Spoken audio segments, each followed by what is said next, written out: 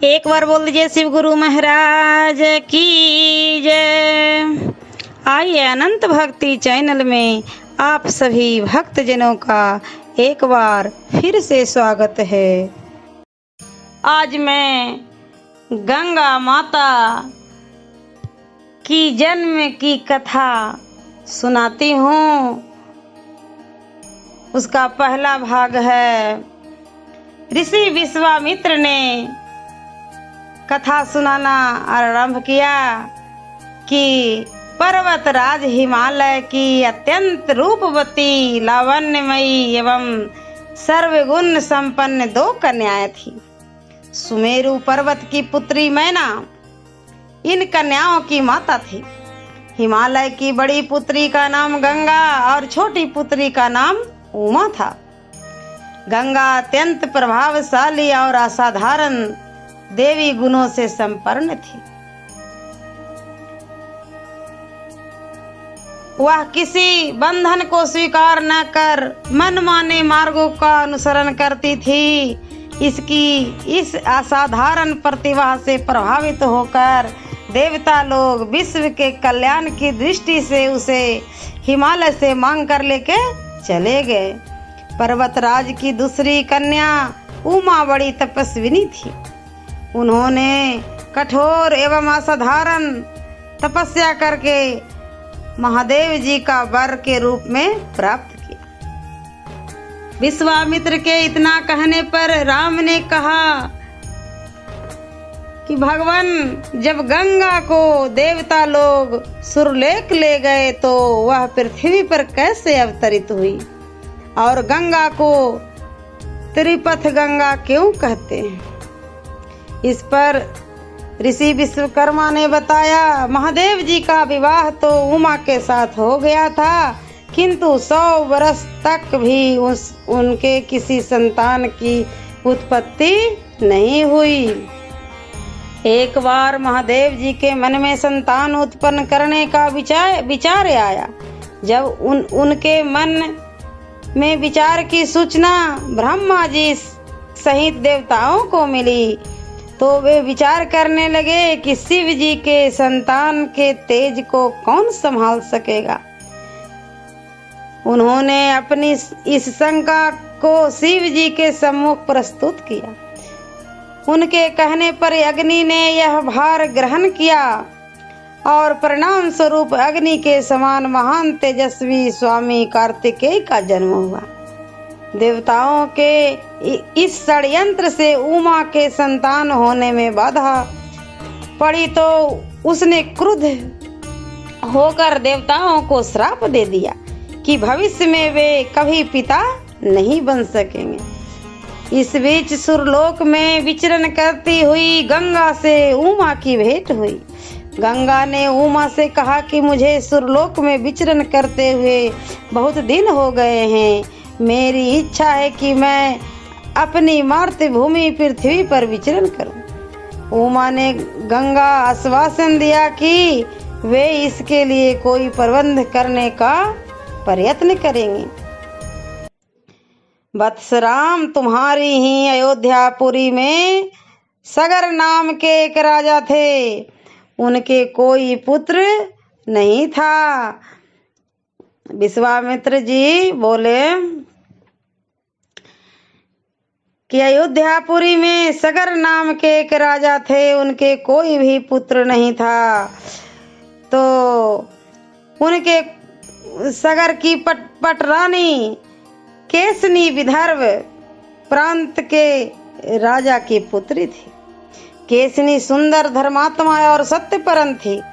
सगर की दूसरी रानी का नाम सुमति थी, जो अरिष्टनेमी की कन्या थी। दोनों रानियों को लेकर महाराज सगर हिमालय के भृंगु प्रसवन नामक प्रांत में जाकर पुत्र प्राप्ति के लिए तपस्या करने लगे। उनकी तपस्या से प्रसन्न होकर महर्षि भृंगु ने उन्हें वर दिया कि तुम्हें बहुत से पुत्र की प्राप्ति होगी। दोनों रानियों में से एक का केवल एक ही पुत्र होगा जो कि वंश को आगे बढ़ाएगा, और दूसरी के 60,000 पुत्र होंगे। कौन से रानी कितने पुत्र चाहती है, इसका निर्णय वे स्वयं आपस में मिलकर कर लें। केसनी ने वंश को बढ़ाने वाले एक पुत्र की कामना की और गरुड़ की बहन सुमति ने 60,000 बलवान पुत्रों की।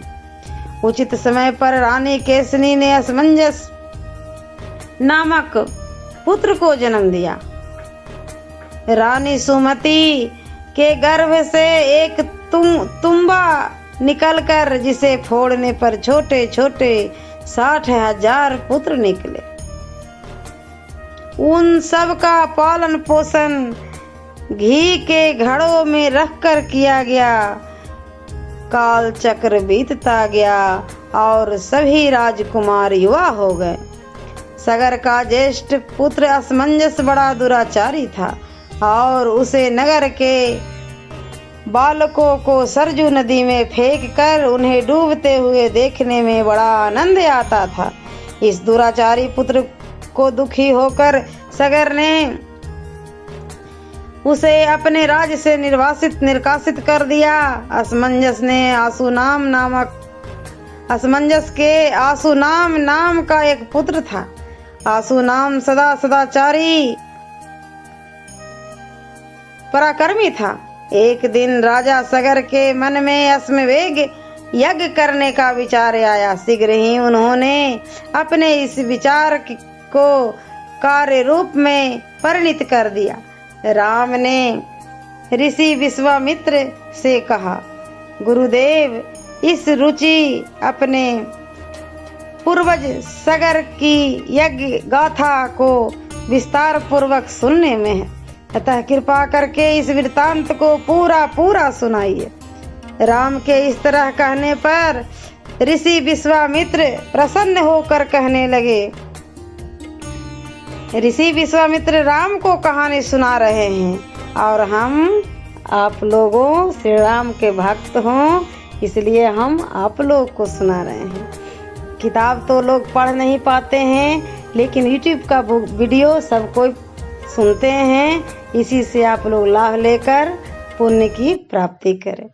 तो श्री राम के इस तरह कहने पर ऋषि विश्वामित्र प्रसन्न होकर कहने लगे, राजा सगर ने हिमालय एवं विंध्याचल के बीच की हरी भरी भूमि पर एक विशाल यज्ञ मंडप का निर्माण कराया। फिर अश्वमेध यज्ञ के लिए श्यामकर्ण घोड़ा छोड़ा। उसकी रक्षा के लिए पराक्रमी अंशुमान को सेना के साथ उनके पीछे पीछे भेज दिया।